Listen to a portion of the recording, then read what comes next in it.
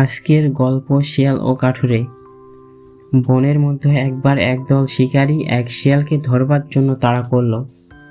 প্রাণের ভয়ে শিয়াল ছুটতে ছুটতে বনের ধারে এক কাঠুরের বাড়িতে এসে হাজির হলো। কাঠুরে তখন বাড়ির বাইরে কাঠ কাটছিল। শিয়াল হাঁফাতে হাঁফাতে তার কাছে এসে বলল, ভাই, কতগুলো শিকারী আমার পিছু নিয়েছে। অনেক দূর ছুটে এসে আমিও খুব হয়রান হয়ে পড়েছি, আর ছুটতে পারছি না। ওদের হাতে পড়লে আমার আর রেহাই থাকবে না।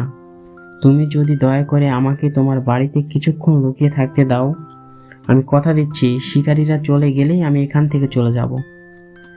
কাঠুরে তখন শিয়ালকে তার বাড়িতে ভিতরে গিয়ে কোণে চুপ করে লুকিয়ে থাকতে বলল। অল্পক্ষণ পরেই শিকারীরা শিয়ালের খোঁজ করতে করতে সেখানে পৌঁছলো। কাঠুরেকে দেখে তারা জিজ্ঞেস করলো, এই যে ভাই, একটু আগে এখান দিয়ে তুমি কি একটা শিয়ালকে ছুটে যেতে দেখেছ? কাঠুরে মুখে বলল, না, কিন্তু আঙ্গুল দিয়ে বাড়ির ভিতরে দেখিয়ে দিল। শিকারীরা অবশ্য তার সে ইশারা বুঝতে পারল না। তারা শিয়ালের খোঁজে সামনে এগিয়ে গেল। ঘরের কোণে লুকিয়ে থেকে শিয়াল এতক্ষণ সবকিছু লক্ষ্য করছিল।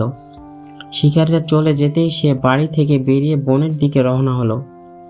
কাঠুরে তখন শিয়ালকে ডেকে বলল, এই যে ভাইয়া, তুমি তো দেখেছি ভারী অকৃতজ্ঞ।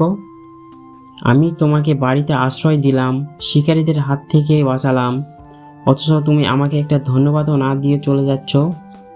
শিয়াল চলে যেতে যেতেই বলল, ধন্যবাদ আমি তোমাকে ঠিকই দিতাম যদি তোমার মুখের সঙ্গে সঙ্গে হাতও একই কথা বলতো।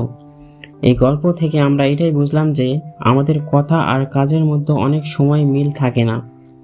মানুষ কি বলে তা দিয়ে নয়, বরং সে কি করে তাই দিয়ে তাকে বিচার করা উচিত। ধন্যবাদ সবাইকে।